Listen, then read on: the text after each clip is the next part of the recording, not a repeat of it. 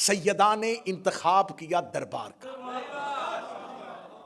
گئی بھی اس وقت جب مسجد نبوی کھچا کھچ بھری ہوئی۔ بی بی کے گھر کا ایک دروازہ مسجد کے اندر کھلتا تھا جو رسول نے اپنے آخری لمحے تک بند نہیں ہونے دیا تھا، اور وہ دروازہ حجرہ کا بی بی کا مسجد کے اندر کھلتا تھا۔ بی بی اس دن اس دروازے سے نہیں آئی،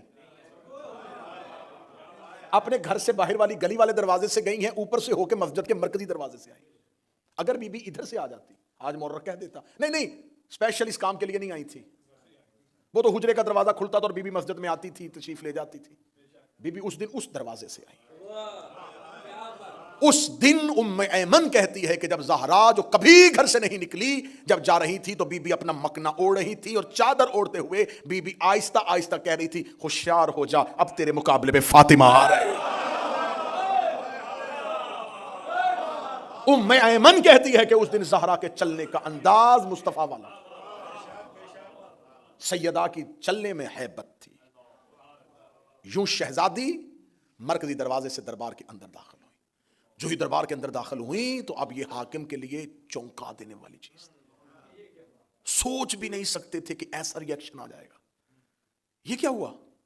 زہرا مرکزی دروازے۔ اب وہ لوگ جنہوں نے رات کی تاریکی میں ان کی بیعت کی ہے، لیکن انہیں پتا ہے کہ سیدہ کون ہے، وہ مقام زہرا سے واقف ہیں، انہوں نے نبی کو ان کے دروازے پر رکتے ہوئے دیکھا ہے، انہیں خبر ہے۔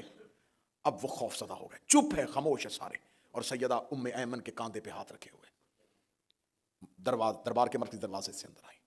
حاکم اٹھ کے کھڑا ہوا، بنت پیغمبر آپ دربار میں تشریف لے آئی، کیوں؟ بیوی کا پوچھنے آئی ہوں، میرے جاگیر سے میرے عاملین کو کیوں اٹھایا گیا ہے؟ وہ سیدہ ہم کیونکہ نظام حکومت چلانا ہے، تو اب یہ نظام حکومت کے لیے ان کو فوراً ابھی 3 دن پہلے تو ان کی خلافت قائم ہوئی ہے، اتنی جلدی ان کو پیسوں کی ضرورت کہاں پڑ گئی؟ جسے کل والی مجلس یاد ہے، میں کل بتا چکا ہوں کہ بیت المال سب سارا ابو سفیان کو دے دیا، بیت المال کی تو چابیاں اس کے ہاتھ میں دے دی صرف بنی امیہ کی بیعت کے لیے۔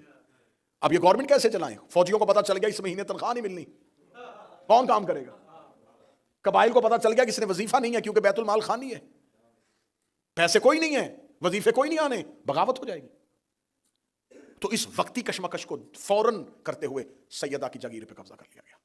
اس سے 2 فائدے ہوں گے، ایک تو جلدی جلدی ہم اپنا نظام حکومت چلا سکیں گے، اور دوسرا فائدہ یہ ہوگا علی کے ہاتھ میں کچھ نہیں رہے گا۔ اگر علی ہمارے خلاف اٹھے گا بھی تو کیسے اٹھے گا؟ مالی طاقت نہیں ہوگی، افرادی قوت ہو بھی گئی تو مالی قوت نہیں ہوگی،